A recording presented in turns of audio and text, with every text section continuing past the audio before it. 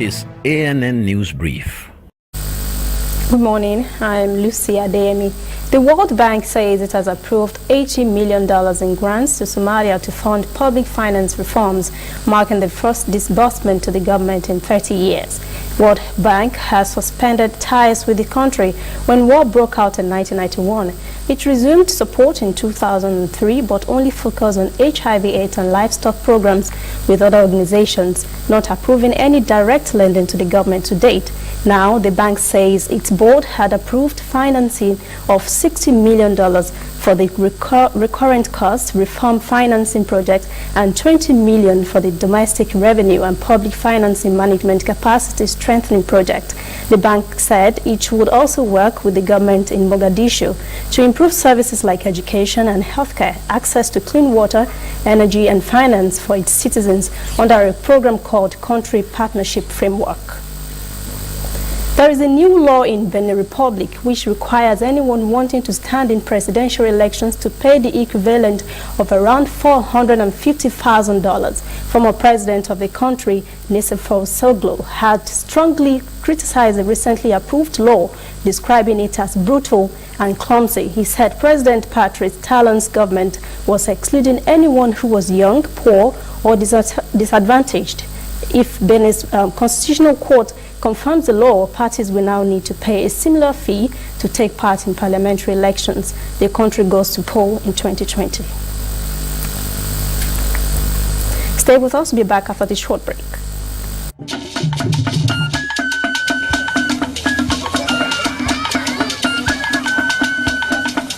Are you sure you want to do this? Madam, go and bring us your husband. Okay, hello baby. We're in this together, okay? Can you hear me? Keep coming forward. Wait, stop. You okay, lean to your right. Keep walking down. Keep walking to the left. Yes. You're almost here. Keep going. You are here. Wow, you did it. I'm just so glad I didn't have to use my cane to do this. And I am so glad no other man got you before me. Let me be your eyes. We will never stop working to give you a network you can rely on so you can enjoy life's special moments. MTN, everywhere you go.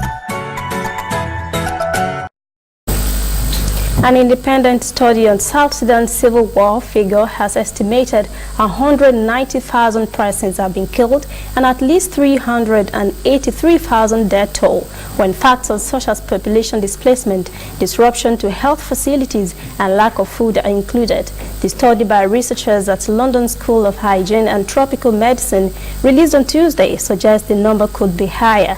A UN official said in 2016 that 50,000 persons had been killed and nearly a quarter of the population of 12 million uprooted by the fighting which broke out after a political disagreement between President Salva Kiir and the former vice president he had sacked, Riek Machar, in 2013.